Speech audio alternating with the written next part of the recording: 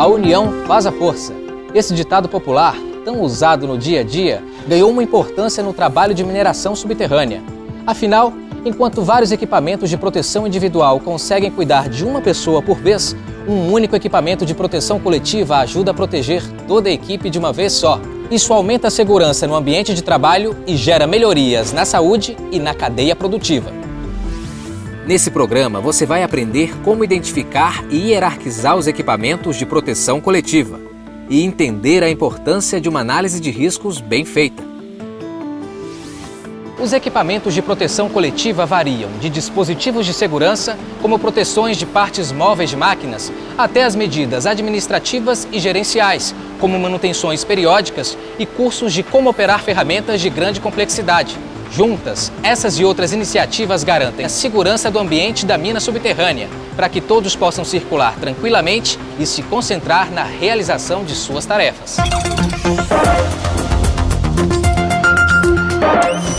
O Benônimo é o engenheiro de segurança aqui da empresa.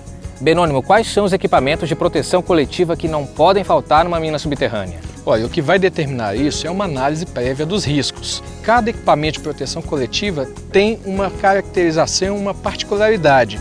Isso é definido na fase de planejamento da mina, porque precisamos saber quais são os riscos que a gente estará exposto.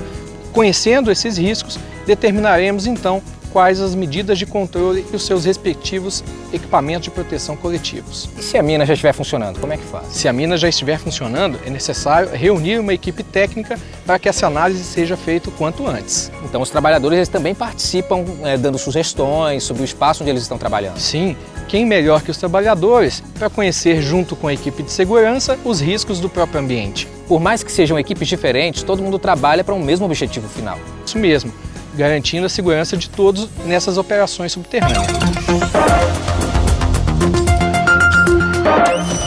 O sistema de ventilação é um exemplo.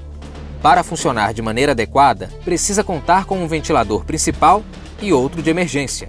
Suas entradas aspirantes devem estar protegidas e os dois ventiladores precisam estar conectados de modo permanente a duas fontes de energia, uma principal e outra alternativa. Além disso, o sistema deve ser construído e instalado de maneira a impedir a recirculação de ar. E o ventilador principal precisa ter um dispositivo de alarme capaz de indicar a sua paralisação. Também é preciso instalar ao longo da mina estações de medição de ar. São elas que vão fornecer os detalhes técnicos sobre o ambiente para garantir que os níveis de oxigênio estejam sempre adequados.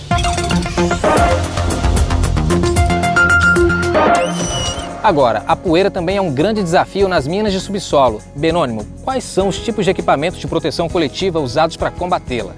O mais usado é a umidificação, mas não podemos esquecer também do monitoramento contínuo das frentes.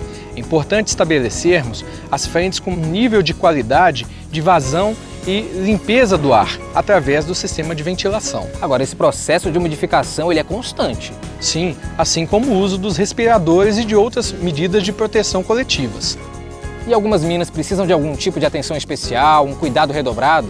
Algumas minas em que há desprendimento de poeira ou gases que são possíveis de ocorrer combustão, o cuidado deve ser redobrado, principalmente no que tange ao monitoramento e à geração de fagulhas. Os cuidados, então, com a ventilação, a renovação do ar e o monitoramento constante das frentes é fundamental. Essas e todas as outras informações estratégicas sobre os equipamentos de proteção coletiva você encontra com detalhes nas duas normas que orientam as atividades mineradoras. A norma regulamentadora 22 do Ministério do Trabalho e Emprego, ou simplesmente NR22, e as normas reguladoras de mineração, conhecidas pela sigla NRM.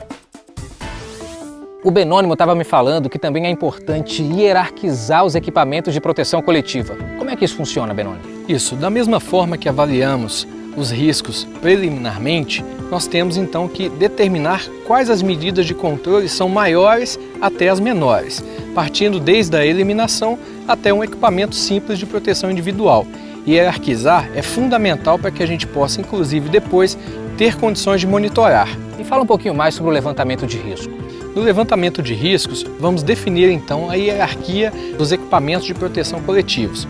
No caso de produtos químicos, nós então determinaremos quais são as medidas de controle adequadas àquela situação. Um caso que podemos dar exemplo são os sumos metálicos gerados em soldas. Estes ambientes devem ser exauridos e esses agentes serem monitorados e retirados desses ambientes de trabalho. E qual é a equipe responsável por esse levantamento? Esse levantamento pode ser feito por equipe de especialistas multidisciplinares que são definidos pelas empresas. Não podemos também esquecer de que outros riscos devem ser monitorados e acompanhados. Os fatores de risco de ruído devem ser clausurados e, se não possível, eliminados, devem ser monitorados até que o risco esteja controlado. Outra preocupação é que os materiais detonados precisam passar por uma umidificação para que possa haver o abatimento da poeira e também a eliminação dos gases através da ventilação. É o que a gente chama de lavagem de frente, que, consequentemente, vamos eliminar esses gases através do sistema de controle coletivo. E também existem as medidas administrativas, não é? Como funciona? Isso. As medidas administrativas e a organização do local de trabalho são fundamentais para que os EPCs estejam implementados. É o caso também de sinalização, de bloqueio, treinamento e conhecimento. Todas essas são medidas administrativas. Agora, tudo isso tem um foco, que é garantir realmente o bem-estar e as condições físicas do trabalhador nas atividades e operações de subsolo. É isso mesmo. Os treinamentos e campanhas coletivas são uma ótima oportunidade de fazer a equipe refletir sobre condutas e revê-las quando for o caso. É também um momento para que você tenha consciência do papel fundamental que desempenha na hora de se proteger e contribuir para a segurança dos outros colegas. Hoje você aprendeu por que os equipamentos de proteção coletiva são fundamentais no dia a dia da mineração e que, para funcionar de maneira correta, esses equipamentos exigem uma equipe técnica especializada que se orienta a partir da análise de riscos. É essa análise que vai mostrar quais ambientes e maquinários requerem mais atenção e que devem ser avaliados caso a caso. Vimos também como as campanhas e treinamentos são armas fundamentais para criar a cultura da proteção coletiva. Espero que você tenha gostado e lembre-se de colocar em prática todas as recomendações que acabamos de mostrar. Até mais!